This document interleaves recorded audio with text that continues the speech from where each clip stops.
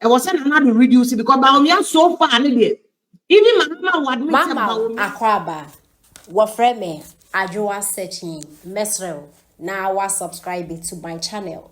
Near notification bell also for more news.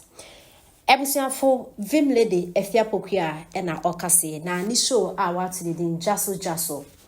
We invite a guest and a discussion for politics on Titupa about election year edayedimi na omo analysis after elections babekwe ehono from this year January ebano no komo to abanka ye NDC na ebewini hands down and den ka exchange bi enu ho na eba October November December emude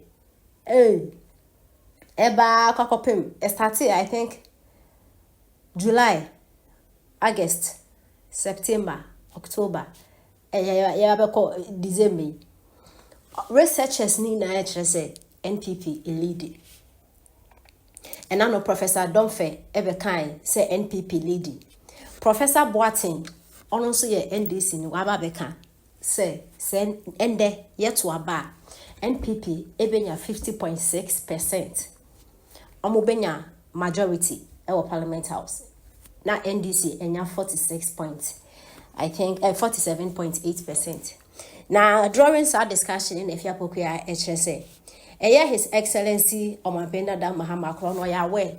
Say campaign ya ekosi. Our way of research HSA NPP Birini. Omabenda da Mahama Kraya we say campaign we. Dr. Bawumia a clean campaign. Just a Bawumia campaign or alpha a perfect. Antonsu. I was saying I'm not reduce it because Bawumia so far even Mama would admit Bawumia a campaign. And why a campaign? Why a clean campaign? Why a clean campaign? I have a bunch of areas, but my person here are for what because I have areas which is say $60 exchange rate because the bottom no yeah, toilet to broker through and the walk through, we walk through near there. So let's look at what Bawumia is also doing to bring that after 4 weeks. So I boot for boot now, Obia, then we'll take it to Jude, a Professor Jobemo. Na Maya Asimye Woho Ube County 5 Ghana Kaho Inti Yedanyamiasi the entire Ghana Asimye Wo Ghana no. Say Christopher any cramofo ya sitinemo ye wo nkabom yentem Christopher any cramofo sede yetina no di tokubi eni yentem bibia ekoso jojo nyame adom ene ubehun se cramofo imams omoti asori daimo unhunu the baby ada unhunu wa Africa ha baby a mi pie se mi betu franka ama NPP na nipa bebre njindi se NPP omubetu abama me enti ye nipa 10 ena ye ko sa kansi no na ohia me ena NPP dudu ono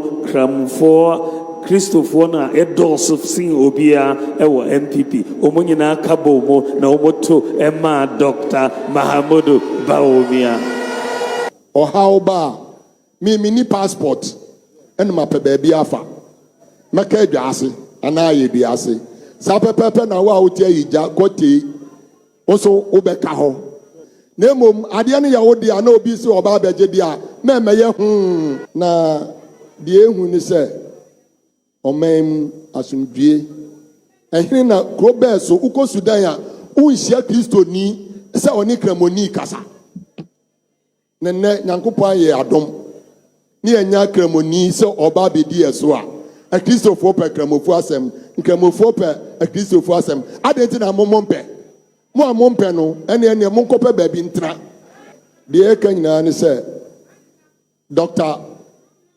Bawumia we de mijina nananum anam ni asade another doctor amount if you say wo de digital ba it is say if na kra mo fe ne Dr. Digital Bawumia muso o ma shentade se pataku.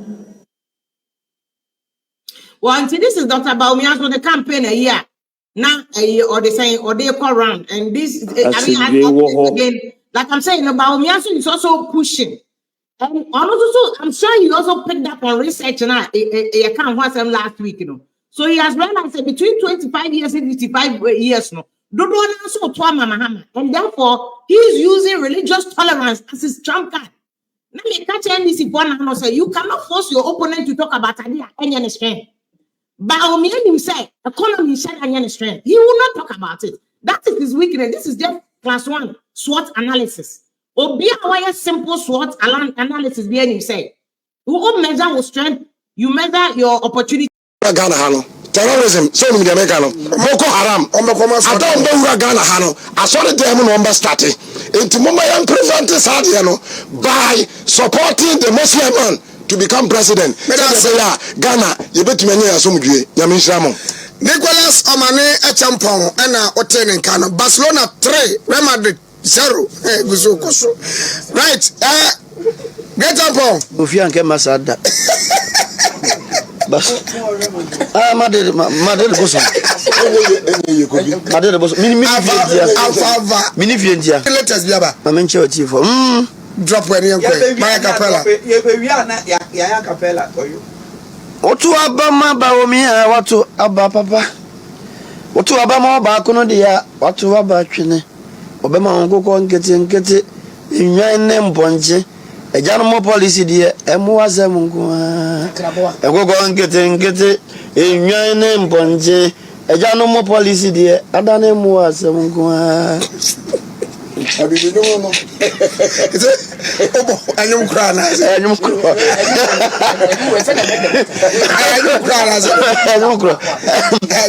And I Nana. When I see the baron. Wednesday never one. When I say you Nana Fichai. Any I be nipa free voter. I said that decide this our boy.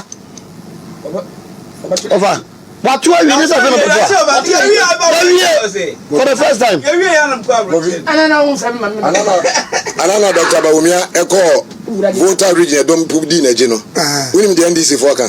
I am when you don't cry, be more magulema. Na dia jo mo. So dia any magi cube. Na jo mama no.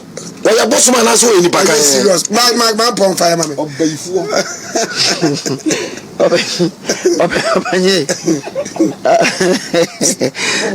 Your friend say Enra and somehow you opanyemi hu heman Enra bisawa sepa am kan so obeba no anti amponeti amohwe nti ayende who had my phone say wake up we Premier League mama ba wi anya hwe and Enra mini ane yewura Bawumia kopie mu kroboduma se na you who stand baby obia nipa onima de a wo yema no oso me nsa no ntimi nya me nsam ai Bawumia mani kura de me da wase papa nya me nshirawo onimde ote ha wo ye nyina he knows everybody and whatever everybody is doing onima de bia obi okuta me nsa wo nya me nsam da me da mwase nya me nshiramo baby obi anso da di nshira no na nimdia papa ne kuta no me da bedika aka che Ghana man se ya maame amabuzi aka che me plain sampon mo na mo ka se dudwum mo nka se mo nche Ghana fo se Ghana fo nimu na escape Dr. Bawumia e be take o ma no 20 years ansa ne nya nimdie fo